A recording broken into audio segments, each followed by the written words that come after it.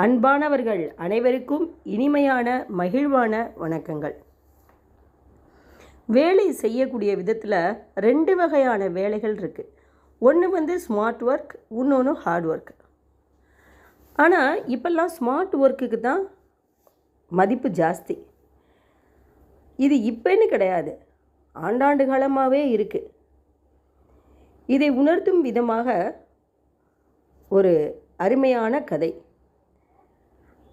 அக்பரின் சபையில் இருந்த அமைச்சர்களுக்கு பீர்பாலை கண்டா பிடிக்க மாட்டேது. ஏன்னு கேட்டிங்கன்னா, பீர்பாலுக்கு மட்டும் அக்பர் ரொம்ப செல்லம் தர்றாரு.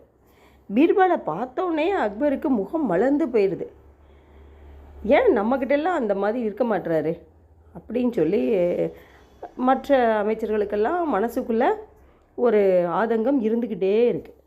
அதில் ஒருத்தர் கேட்குறாரு, ராஜா, ஏன் பீர்பாலுக்கு மட்டும் நீங்கள் பிரத்யேகமான ஒரு செல்லத்தை கொடுக்குறீங்க அப்படின்னு சொல்லி அவர் கேட்குறார். அப்படி கேட்கும்போது இது உண்மைதான், எல்லாருக்கும் நியாயமான ஒரு கேள்வி தான். இதை எப்படினாலும் தீர்த்து வைக்கணும் அப்படின்ட்டு ஒரு அமைச்சர்கிட்ட சொல்கிறாரு. அரண்மனை வழியாக 100க்கும் மேற்பட்ட மாட்டு வண்டிகள் போய்கிட்டு இருக்கே, அது என்ன ஏது விவரம்னு உங்களுக்கு தெரியுமா அப்படின்னு சொல்லி கேட்குறார். உடனே ஒரு அமைச்சர் என்ன பண்ணுறாரு, இதோ சொல்கிறேன் ராஜா அப்படின்னு சொல்லிட்டு சேகவனை கூப்பிட்டு என்ன சொல்கிறாரு, எப்பா அங்கே வெளியில் மாட்டு வண்டி போகுது, அது என்னன்னு விசாரிச்சுட்டு வா அப்படின்னு சொல்லி சொல்கிறார். உடனே அவன் போய் விசாரிச்சுட்டு அமைச்சர்கிட்ட சொல்கிறாரு, நெல்லும் பஞ்சும் போகுதான் அப்படின்னு சொல்லி சொல்கிறாரு. திரும்ப அடுத்த அப்படி என்ன பண்ணுறாரு, ராஜா கேட்குறாரு, எங்கேருந்து போகுது அப்படின்னு சொல்லி கேட்கவும் திரும்ப அந்த அமைச்சர் என்ன பண்ணுறாரு, அந்த சேகவனை கூப்பிட்டு எங்கேருந்து போகுது அப்படின்னு சொல்லி கேட்டுற சொல்கிறாரு. ஒன்று அவன் பாரிஜாத நாட்டிலேருந்து போகுதுன்றாரு. திரும்ப ராஜா கேட்குறாரு, எங்கே போகுதுன்னு கேட்குறாரு. மீண்டும் சேவகனை கூப்பிட்டு சொல்லவும் சேவகன் சொல்கிறான், பவளமல்லி நாட்டுக்கு போகுது அப்படின்னு சொல்கிறான்.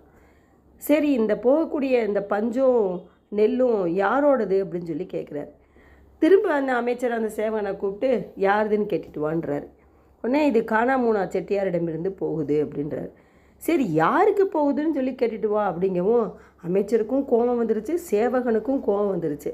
உடனே சேவகன் போயிட்டு ரூணாமூனா வகைராவுக்கு அப்படின்னு சொல்லி சொல்கிறான். இதே போல் கேள்வி மேலே கேள்வி கேட்டுக்கிட்டே இருக்கார் ராஜா. அதுக்கும் பதில் வந்துக்கிட்டு இருக்கு. ஒரு ஸ்டேஜில் என்ன ஆயிடுதுன்னா, அமைச்சருக்கும் ரொம்ப வெக்ஸாகி போயிடுறாரு. அதே மாதிரி இவர் அந்த சேவகனுக்கும் முட்டு தேஞ்சு உடஞ்சே போயிடும் போல் இருக்கு. அப்படியே ஆயிடுச்சு. அப்போ அந்த அமைச்சர் கேட்குறாரு, ராஜா, நான் கேட்டது தப்பு தான், என்னை மன்னிச்சிருங்க அப்படின்னு சொல்லி சொல்கிறார். நீங்கள் பீர்பாலுக்கே நல்ல செல்லம் கொடுங்க போங்க அப்படின்னு சொல்லி சொல்கிறாரு. அப்படி சொல்லிக்கிட்டு இருக்கும்போது இப்படி டக்குன்னு விட்டுறக்கூடாது இல்லையா, ஏன்னா இது மனசில் ஆழமாக பதிஞ்சிரும். ராஜாவுக்கு மற்ற வேலைகள்லாம் நடக்கணும்ல, ஏன் ஒருத்தருக்கு அவ்வளோ பெரிய இம்பார்ட்டன்ஸ் அப்படிங்கிறத தெரிஞ்சுக்கணும் அப்படின்றதுக்காக பீர்பால் அந்த நேரம் அரசவைக்கு வர்றாரு. வந்தோடனே ராஜா கேட்குறாரு, பீர்பால், இந்த மாதிரி வெளியில் 100கணக்கான மாட்டு வண்டி போகுதே, அது எங்கே போகுது, என்ன விவரம்னு கேட்குறாரு. பீர்பால் கடகடன் பதில் சொல்ல ஆரம்பிச்சிட்டார். ராஜா, பாரிஜாத நாட்டில் இருக்கும் காணாமூனா செட்டியாரிடமிருந்து பவளமலை நாட்டில் உள்ள ரூணாமூனா வகைராக்கு நெல்லும் பஞ்சுமாக 120 வண்டி நேற்று கிளம்பி இன்று அரண்மனை வழியாக நாளை மறுநாள் சென்று சேரும். மொத்தமாக 10,000 வெள்ளி பணம், அதில் பஞ்சுக்கு 1 பங்கும் நெல்லுக்கு 3 பங்குங்கிறாங்க அப்படின்னு சொல்லி சொல்கிறார். அப்புறம் சொல்கிறாரு, இது உனக்கு எப்படி தெரியும் அப்படின்னு சொல்லி அவர் கேட்குறாரு. அரண்மனை வழியாக இவ்வளவு மாட்டு வண்டி செல்லும் போதே வித்தியாசமாக இருந்தது, அதனால் நான் அரண்மனைக்கு வரும்பொழுது இதெல்லாம் நான் கேட்டுட்டு வந்தேன் அப்படின்னு சொல்லி சொன்னார். சொல்லவும் அவ்வளோதான். ராஜா ஒரு நம்மட்டு சிரிப்பை சிரிச்சுக்கிட்டு இப்படியே அமைச்சரை பார்க்குறாரு. அமைச்சர் கீழே குனிஞ்சிடுறாரு. அந்த சேவகன் அதுக்கு மேலே அசடு வழிஞ்சிட்டு நிற்கிறான். பீர்பாலுக்கு பார்வையிலே என்ன நடந்திருக்கும் என்று யூகித்து கொண்டார். இதுதாங்க உண்மை, இதுதான் உண்மை. ஏன்னா எல்லாருமே அமைச்சரவையில் தான் இருக்காங்க, எல்லாரும் தான் பார்க்குறாங்க அவ்வளவு மாட்டு வண்டிகள் போய்கொண்டு இருக்குன்னு. ஆனால் யாருக்குமே அது ஏன், எதுக்கு, எங்கேருந்து போகுது அப்படின்றத கேட்க தோணலை இல்லை, பார்த்தீங்களா? ஆனால் பீர்பாலுக்கு மட்டும்தானே அது தோணிருக்கு. அதை டக்குன்னு அதுக்கான பதிலை அவர் சொல்கிறாரு. இதுதான் உண்மை. இதை தான் இப்போ இருக்கக்கூடிய காலகட்டத்தில், இப்போன்னு இல்லை, எப்பயுமே மேலதிகாரிகள் நம்மிடம் எதிர்பார்ப்பதே. சும்மா எல்லாத்துக்கும் நம்ம கோபப்பட்டோம்னா வாழ்க்கையில் முன்னேறவே முடியாது என்று கூறி உங்களிடமிருந்து விடைபெறுகிறேன். நன்றி, வணக்கம்.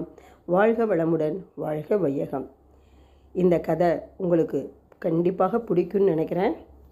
லைக் பண்ணுங்கள், கமெண்ட் பண்ணுங்கள், ஷேர் பண்ணுங்கள் அண்ட் சப்ஸ்கிரைப் பண்ணுங்கள். தேங்க்யூ.